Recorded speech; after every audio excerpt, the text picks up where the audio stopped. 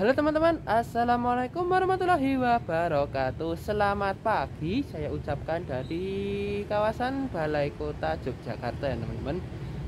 Tepatnya di depan Dinas Pekerjaan Umum Perumahan dan Kawasan Pemukiman Kota Yogyakarta. Eh, Pada kesempatan kali ini saya mau menampilkan video yang tidak biasa ya teman-teman. Karena apa? Mungkin sebelumnya ini saya sering atau lebih banyak mengupload video terkait dengan perkereta apian ya teman-teman. Namun pada kesempatan kali ini saya akan menampilkan video cerita yang berbeda. Jadi tidak ada nyangkut pautnya di dunia perkereta apian, tapi tetap dengan trip report. Nah, pada trip report kali ini saya tidak bermain jauh-jauh, cukup keliling kota aja. Namun keliling kota ini cukup menambah kesan tersendiri karena tidak biasa. Bagaimana keseruannya? Tonton terus videonya sampai selesai. Bagi teman-teman yang baru bergabung di channel ini, jangan lupa like, komen, dan subscribe, dan aktifkan lonceng notifikasinya ya. Selamat menonton.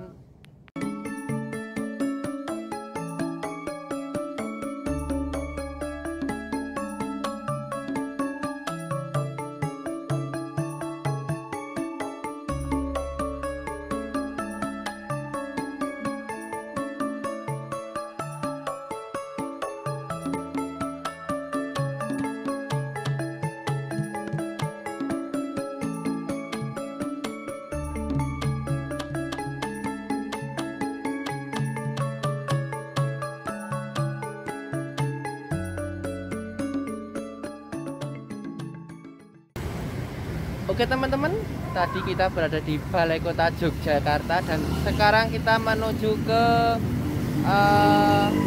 Dinas Kebudayaan ya teman-teman, karena start kita kali ini mulai dari Dinas Kebudayaan. Jadi kalau ada yang tanya kenapa kok mulainya di Balai Kota, karena di situ tempat kerja saya ya teman-teman. Jadi mulai dari tempat kerja nanti menuju ke Dinas Kebudayaan untuk titik awal kita pada kali ini. Oke teman-teman, sebagai gambaran ya teman-teman, jadi nanti kita akan naik bis yang ini ya teman-teman. Nah, yang warna merah ini bisnya cukup klasik sekali, tapi ini bus baru ya teman-teman. Nanti ada 2 bus, jadi ada satu lagi bus yang akan datang. Jadi ini kita masih menunggu untuk pengarahan ya mungkin teman-teman. Oke teman-teman, kali ini saya tidak sendirian, saya bersama rombongan kantor ya teman-teman. Ini rombongannya yang sedang menunggu di depan pendopo Dinas Kebudayaan Daerah Istimewa Yogyakarta. Oke, ini kurang lebih ada 16 orang ya teman-teman, karena kapasitas satu bus itu 8 orang, jadi kita menyewa 2 bus sehingga cukup untuk penumpang berjumlah 16 seperti itu. Oke teman-teman, sedikit penjelasan sih. Kalau ada yang bertanya gimana sih cara mencoba angkutan bus heritage ini, yaitu caranya itu reservasi ya teman-teman. Untuk sewanya itu tidak dipungut biaya alias gratis, dan reservasinya itu melewati kontak person yang ada. Nanti saya lampirkan di link deskripsi ya teman-teman. Jadi pada kali ini kita akan berjalan-jalan untuk menikmati budaya dan juga mengetahui apa saja sih istimewaan Jogja itu, dan apa saja tempat-tempat yang mungkin kalau di sini orang bilang itu sungguh filosofi ya teman-teman. Jadi apa saja sih karakteristik dari wilayah kota Yogyakarta itu sendiri. Dan maka dari itu tonton terus videonya sampai selesai.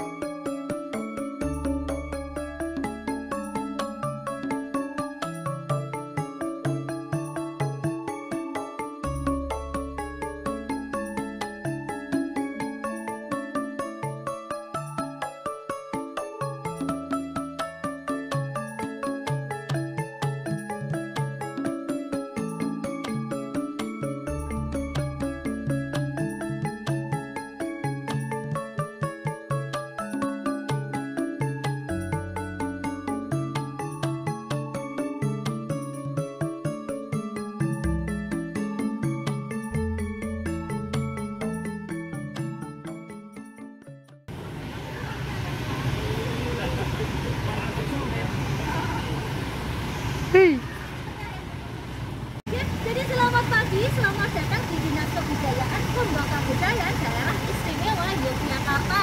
Dan perkenalkan, nama saya Amalia, nanti salah satu edukator dari Bus Jogja Heritage Track.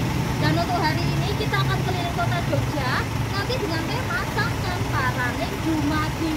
Ada yang tahu itu apa? Belum? Asal usul. Ya, jadi untuk Sangkan Paraning Dumadi, bagi yang belum tahu tenang saja, ya. Nanti kita di dalam bus ada banyak ceritanya. Untuk rutenya sendiri dari Dinas Kebudayaan kita akan menuju daerah Tugu. Nah, dari Tugu ke selatan lewat Jalan Margo Utomo, Malioboro Margomulyo, dan kita akan turun sebentar di Museum Tanubudaya untuk foto-foto. Selesai foto-foto, tidak hanya di sana, kita lanjut lagi ke selatan ke Panggung Rakyat. Di sana kita juga akan turun untuk foto-foto. Setelah dari Panggung Rakyat, baru perjalanan pulang kembali ke utara, kembali ke Dinas Kebudayaan. Jadi rute ini akan kita tempuh sekitar 1,5 hingga 2 jam. Nanti tergantung situasi jalan. Oke teman-teman, saatnya kita menuju ke dalam bus ya teman-teman. Oke, saat ini saya ke bagian bus berwarna kuning. Dalam Bus Jogja Heritage Track, mohon izin untuk memperkenalkan diri. Nama saya Ratna selaku edukator atau tour guide yang pada kesempatan pagi hari ini akan bertugas untuk bercerita di dalam bus kuning ini. Nah, tapi sebelumnya, sebelum kita mulai kegiatannya, mari kita luangkan waktu sejenak untuk berdoa ya Bapak-bapak, supaya kita berjalan lancar tanpa kekurangan suatu apapun.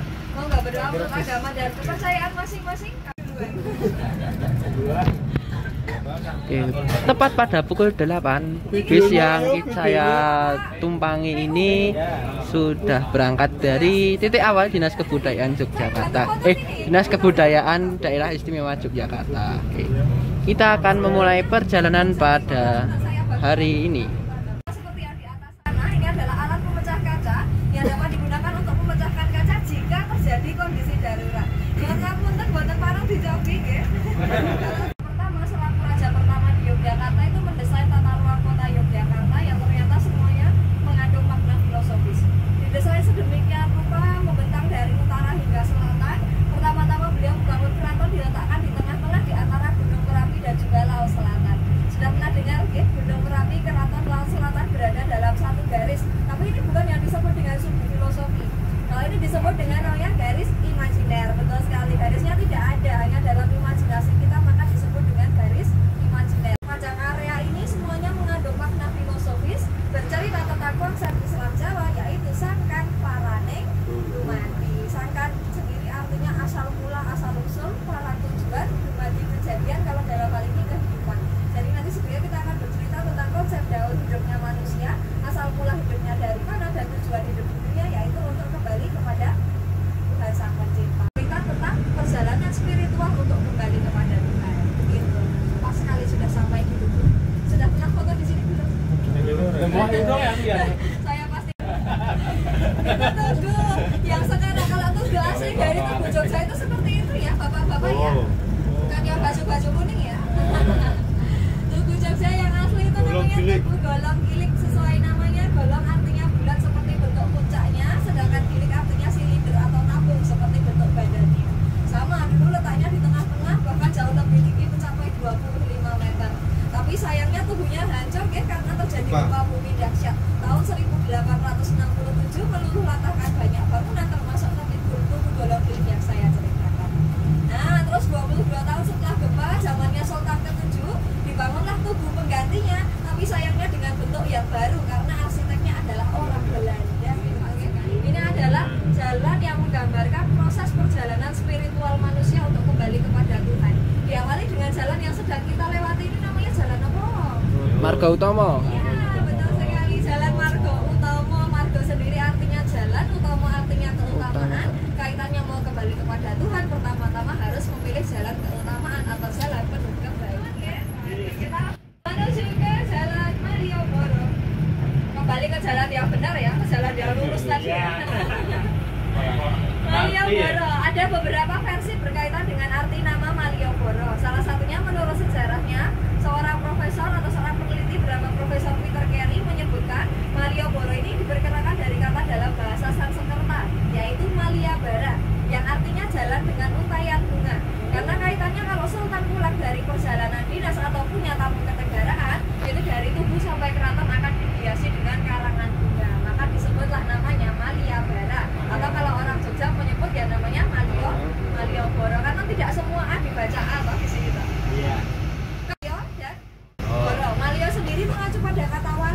Songo, orang yang menyebarkan agama Islam di Jawa, dan Goro dari kata ngumboro, mengembara. Jadi kaitannya mau kembali kepada Tuhan. Tadi setelah memilih jalan keutamaan atau kebaikan, maka selanjutnya kita mengembara, tapi jangan lupa berpegangan pada ajaran agama.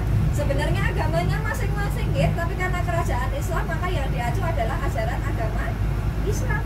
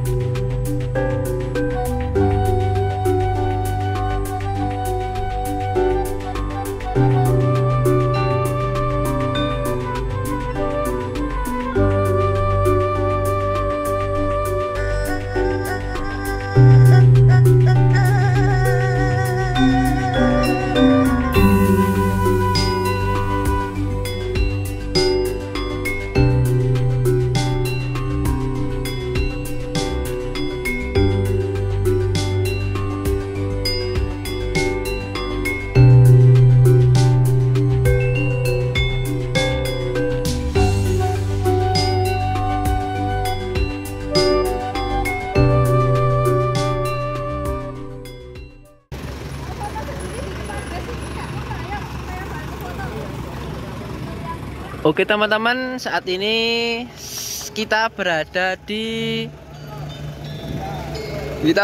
di Museum Sono Budaya, yaitu museum yang tepat berada di depan Keraton Yogyakarta. Di sana itu ada Keraton Yogyakarta dan alun-alun utara. Nah, pada kali ini busnya berhenti di sini untuk melakukan foto bersama ya teman-teman.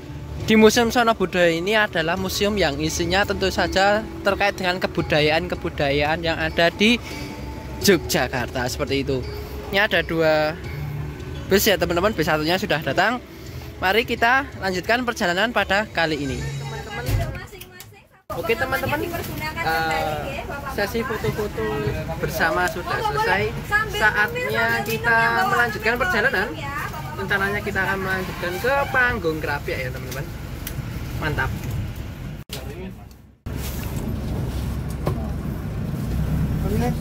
Oke teman-teman, di sana itu ada alun-alun utara, alun-alun yang cukup luas sekali. Depannya tentu saja ada Keraton Yogyakarta. Kalau Bapak sudah pernah berkunjung ke Museum Sono Budaya belum? Tapi ya kalau nyambut damar terus Bapak. Kurang piknik, Mbak. Kurang piknik ya nih.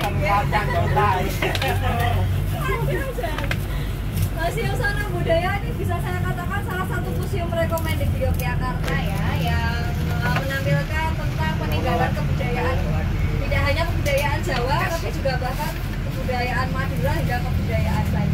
Sekarang statusnya sebagai museum terlengkap kedua di Indonesia setelah Museum Gajah atau Museum Nasional di Jakarta. Nah yang kedua adalah Jogja punya, yaitu Museum Sono Budaya. HTM-nya murah Pak, Rp10.000 saja, seharga semangkok bakso ya. Nah, di sebelah kiri bapak-bapak bisa melihat salah satu bangunan peninggalan, bukan peninggalan ya, keratonnya masih ada ya. Bangunan rangkaian dari sistem pertahanannya Keraton Yogyakarta, yaitu namanya Pelengkong Gading. Kalau bisa kita ceritakan dulu seperti ini ya. Dulu area keraton itu dikelilingi oleh tembok tebal sebagai benteng pertahanan Keraton Yogyakarta, namanya Benteng Nopo? Benteng Baluarti. Alhamdulillah pinter. Benteng Baluarti, betul sekali. Baluarti sendiri diperkirakan dari kata dalam bahasa Portugis yaitu baluarte yang artinya laksana hujaman peluru. Jadi diharapkan benteng ini mampu untuk menangkal segala macam serangannya musuh. Dikelilingi benteng, masuknya gimana? Ya masuknya lewat pintu, jangan melompat ya. Ada Benteng Cepuri, Benteng Baluarti. Dulu di luarannya Benteng Baluarti terdapat jagangan ya, atau paret yang berfungsi untuk menghalau musuh yang mau masuk ke Keraton Yogyakarta. Masih dilengkapi lagi dengan benteng hidup. Benteng hidup itu apa? Tentara. Ya, sekali. Ya itu para prajurit keraton yang dulunya semuanya tinggal di area jero keraton, tapi sejak zaman Sultan Hamengkubuwono keempat itu dipindahkan keluar membentuk huruf U di sisi selatan sini. Nah, salah satunya itu tadi ya sudah kita sebut-sebut, ada salah satu prajuritnya. Aduh. Kan dulu kan ada 10 pasukan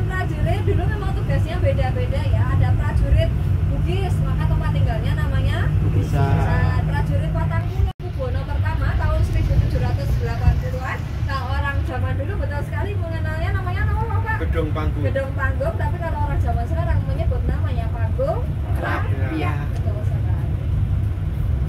Didesain dengan ukuran 17,6 kali 15 meter dengan ketinggian mencapai 10 meter, terdiri dari 2 lantai. Lantai yang di bawah ini adalah lantai tempat untuk istirahatnya, terdiri dari 4 ruangan di setiap sudut sebagai tempat untuk istirahat. Dan di salah satu sisi, di sisi utara ya, di sebelah kanan sana ada tangga untuk naik ke atas, untuk naik ke rooftop. Zaman dulu sudah punya rooftop ya teman-teman ya, tapi ya tidak disebut. Adalah berdiri di atas sana, nanti kemudian melihat di sekitarnya ada hewan buruan atau Ini tidak boleh masuk ya Mbak? tidak boleh masuk karena ini adalah bangunan cagar budaya yang usianya sudah lebih dari 200 tahun. Untuk pelestariannya sekarang ditutup, tidak sembarang orang boleh masuk kecuali dalam ritual-ritual khusus atau dalam sarana edukasi. Tapi biasanya nanti izinnya harus sampai ke kantor budaya gitu. Oke teman-teman, saat ini kita sudah berada di Panggung Krapia ya teman-teman. Panggung Krapia yang merupakan bangunan bersejarah pada zaman Sultan Hamengkubuwono pertama sampai dengan sekarang. Panggung Krapia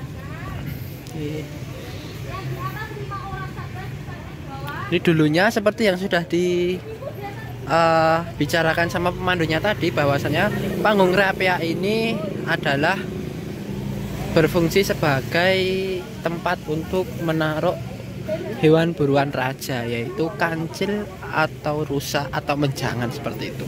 Boleh sedikit merapat ya supaya saya tidak perlu teriak-teriak. Jadi saat ini kita sudah berada di sebuah bangunan cagar budaya yang kita kenal dengan nama Panggung Krapia. Nah, kalau area di sekitar bangunan ini dulu sebelum menjadi area pemukiman, dulunya adalah sebuah area hutan. Hutan tempat sultan berburu ya.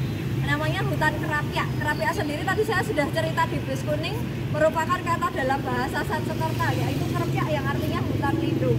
Jadi hutan untuk melindungi hewan buruannya raja, yaitu rusa atau dalam bahasa Jawa dikenal dengan menjangan. Maka orang-orang mengenal juga area ini adalah area kandang menjangan. Tapi kandang menjangan area hutannya ya Bapak Ibu ya, bukan bangunan yang ada di depan kita ini.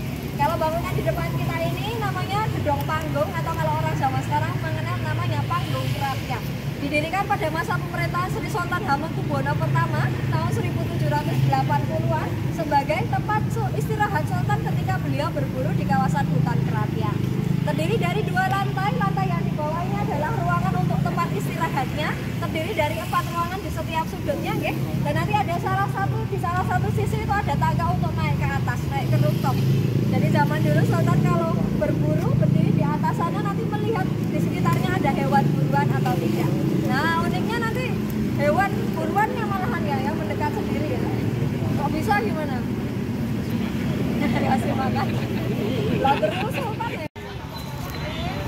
Oke, ini ya teman-teman sejarah dari Panggung Krapia, nanti bisa di-post saja. Ini sejarah Panggung Krapia. Oke teman-teman, setelah ini mari kita lanjut berangkat dari Panggung Krapia. Nah ini Pak Supri kalau Mas Rano harus pikir piye carane ya to ya. Perjalanannya kalau tadi kita sudah cerita panjang lebar ya berkaitan dengan bangunan Panggung Krapia. Secara filosofisnya ini adalah penggambaran alam arham atau lahirnya seorang ibu. Karena semua manusia kan lahirnya dari seorang ibu. Tidak ada yang lain dari bapak atau coba katakan kalau ada. Mas Rano Perjalanannya kalau tadi kita sudah cerita panjang lebar ya berkaitan dengan bangunan Panggung Krapia. Secara filosofisnya ini adalah penggambaran alam arham atau lahirnya seorang ibu. Karena semua manusia kan lahirnya dari seorang ibu. Tidak ada yang lain dari bapak atau coba katakan kalau ada. Mas Rano Dalam penggambaran fase selanjutnya yaitu remaja. Remaja menuju dewasa. Digambarkan dengan apa? Digambarkan dengan pasir. Dulu sebenarnya area alun-alun kidul itu sama dengan alun-alun utara yang isinya pasir. Sebagai penggambaran emosionalnya seorang manusia yang berada dalam fase remaja. Jalan di sekitarnya mungkin pernah mengamati bahwa ada satu ke sisi selatan, 2 masing-masing di sisi barat dan timur. Gitu. 5 ini sebagai simbol 5 saja dituntut untuk mawas diri, mempergunakan kelima panca indera dengan baik, dengan cara mendengar yang baik-baik, berucap yang baik-baik, melihat yang baik-baik, dan sebagainya. Ada juga versi yang menyebutkan 5 ini sebagai simbol 5 rukun Islam. Jadi supaya tidak kaitan dengan ini ya. Ono Pak Dalak dolanan angklung. Cakep. Wah ini sayang, masa orang wadi lembut. Nah iya ini ada lanjutannya. Ngoncai berambang di pangan buta. Cakep. Berjuang cintanya selak direbut konco. Saya rasa Punya keturunan. Nah kalau sudah punya keturunan atau mungkin sudah tercapai hal-hal yang diinginkan di dunia, apakah manusia hanya fokus pada urusan dunia saja? Tidak. Tidak ya. Suatu saat nanti kita akan mulai mempersiapkan diri untuk kembali kepada Tuhan Sang Pencipta. Tadi masih ingat dengan simbol manunggaling kawula lan Gusti yang diwujudkan dalam tubuh bolong pilih. Kemudian perjalanan yang kembali kepada Tuhan yang memilih jalan ke selatan ini, yaitu pertama-tama memilih jalan penuh keutamaan atau penuh kebaikan, namanya jalan Margo Utomo. Utama. Terus mengembara berpegangan pada ajaran agama, yaitu ajaran para wali, namanya jalan Mario Moro. Terus sampailah di jalan penuh kemuliaan, tadi namanya jalan Margo Mulyo. Diusir segaraan, kemudian digambarkan manusia meninggal, dibangkitkan, dikumpulkan di padang mahsyar, tadi digambarkan dengan apa?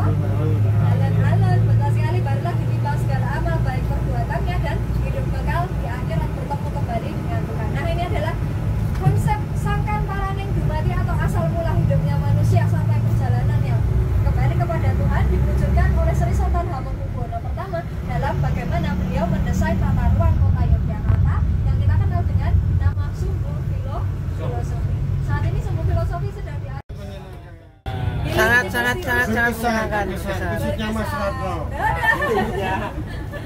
Nanti silakan setelah ini bisa dilanjut kulineran. Nah, ini ya Bapak-bapak yang sudah pernah ikut kegiatan Jogja Heritage Trek, jangan kapok-kapok karena sebenarnya saat ini Jogja Heritage Trek punya 5 rute dengan 5 cerita tema yang berbeda. Jadi kawan-kawan silakan bisa Masih ada ikut 4 lagi.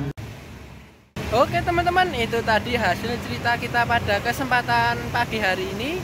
Dan kita sudah menuju ke kawasan menuju ke kawasan Dinas Kebudayaan Daerah Istimewa Yogyakarta. Jadi setelah ini sudah selesai.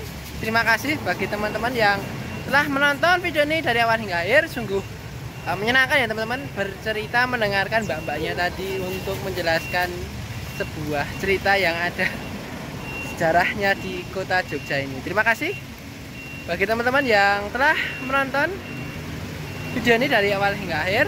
Jangan lupa like, komen, dan subscribe, dan aktifkan lonceng notifikasinya ya. Nantikan video-video berikutnya. See you next time and wassalamualaikum warahmatullahi wabarakatuh.